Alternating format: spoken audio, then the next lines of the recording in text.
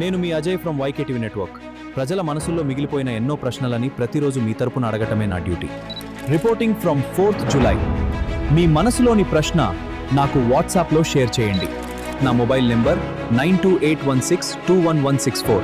Signing off. నేను మీ అజయ్.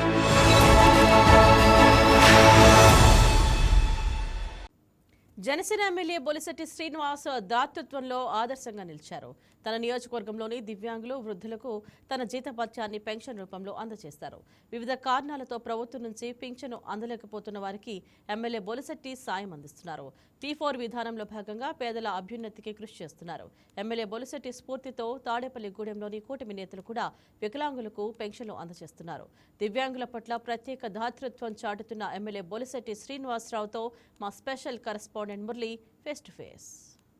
తాడేపల్లిగూడెం నియోజకవర్గంలో తన సొంత నిధులు జీతంతో పాటు తనకు కలిసి వచ్చే ఫ్రెండ్స్ తో అయితే సుమారు 60 మందికి పైగా అయితే పెన్షన్ల పంపిణీ కార్యక్రమం జరుగుతుంది.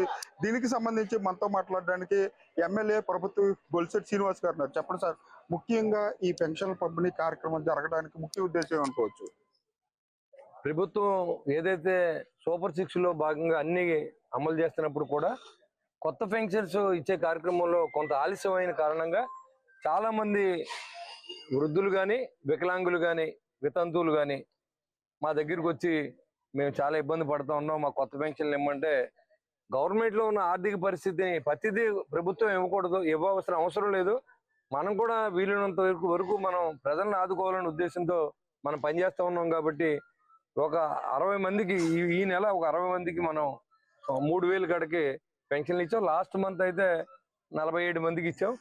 అంత ముందు ఉన్న నెల కూడా 47 మందికి ఇచ్చాం. ఇక నుంచి ఒకవేళ నిజంగా వికలాంగులు అయ్యి జినియన్ అయితే మాత్రం ఇక్కడ ప్రభుత్వ పెన్షన్ ఇచ్చేంత వరకు కూడా నేను ఇవ్వడానికి నిర్ణయం తీసుకున్నాను. దాని ప్రకారం ఇస్తాను. దీనికి దాదాపుగా అధికారులు కానీ, ఇంకా నా స్నేహితులు కానీ దాదాపుగా ఒక 40-50 వేల రూపాయలు వాళ్ళు ఇస్తాను. ఉన్న డబ్బులు నేను వేసి ఇస్తున్నాను. P4 లో భాగంగా ఇది ప్రభుత్వానికి ఎవరైతే ఒక అడాప్ట్ చేసుకున్నారో వాళ్ళందరి పేర్లు కూడా ప్రభుత్వాన్ని పంపించడం జరుగుతుంది. ఎవరిని అడాప్ట్ చేసుకున్నారు అనేది. అంటే మనం ప్రజల్ని భాగస్వాములు చేయాలి.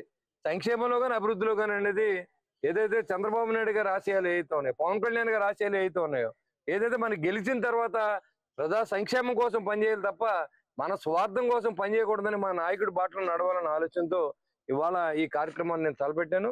దిగ్విజయంగా నా ఒప్పుకున్నంత వరకు ఈ కార్యక్రమాన్ని ముందుకు తీసుకెళ్తాను. వాళ్ళకి పెన్షన్ వచ్చేంత వరకు కూడా ఈ ప్రభుత్వం తరఫున ఇవ్వాల్సిన పెన్షన్ నేను వాళ్ళందరికి ఇస్తాను తెలియదు.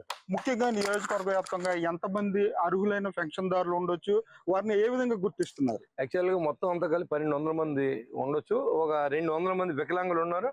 100 మంది దాంట్లో ఫిల్టర్ చేస్తే, అంటే వికలాంగులుగా ఉన్నప్పుడు కూడా సర్టిఫికేట్ ఉన్నప్పుడు కూడా అర్హత లేని వ్యక్తులు కొంతమంది ఉన్నారు. వాళ్ళని ఫిల్టర్ చేస్తే 100-120 మంది ఉండొచ్చు. వాళ్ళందరూ కూడా మనం ఇక్కడ పెన్షన్ ఇచ్చే కార్యక్రమం మన స్టాఫ్, గవర్నమెంట్ స్టాఫ్ వెళ్ళి వాళ్ళ సర్టిఫికేట్స్, వాళ్ళ పరిస్థితి, అంతేకాకుండా వృద్ధులు కూడా ఉన్నారు జర్నలిస్టులు.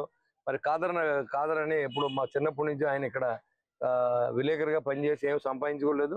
అలాంటి వాళ్ళు అన్ని రంగాల నుంచి ఎవరైనా వాళ్ళు బతకడం కష్టమైన వాళ్ళని ఆదుకునే విధంగా ఈ క్యాంప్ నిర్వహించబడతా ఉంది. ప్రతి నెల 1st తారీఖు ఇక్కడ నేను ఉన్నా లేకపోయినా మా అబ్బాయి కానీ, లేకపోతే పాలూరు వెంకటేశ్వరరావు గారు ఒక కమిటీ ఉంది ఇక్కడ, వీళ్ళందరూ కూడా ఈ కార్యక్రమం చేసి ఏర్పాటు చేసాం. డబ్బులు మనం అరేంజ్ చేస్తే దీన్ని మన వాళ్ళంతా కూడా ప్రజలకు ఇచ్చే కార్యక్రమాన్ని మనం చేసాం. దీన్ని సహకరించిన అందరికీ, మీరు కూడా పాత్రికేయ మిత్రులు, నా రిక్వెస్ట్ ఏంటంటే 10 మంది దీన్ని దానం చేయడానికి ముందుకు వచ్చే కార్యక్రమమే. నేను అడ్వర్టైజ్మెంట్ కోసం కాదు, నేను ఇచ్చినప్పుడు ఇంకొకళ్ళు ఇవ్వాలనే ఆలోచన తీసుకొచ్చి ప్రభుత్వానికి భారం తగ్గించాలనే ఆలోచనతో మనం పనిచేస్తాం. అంటే ముఖ్యంగా ప్రభుత్వం నుంచి పెన్షన్లు లేట్ అవడానికి కారణం ఏమనుకోవచ్చు?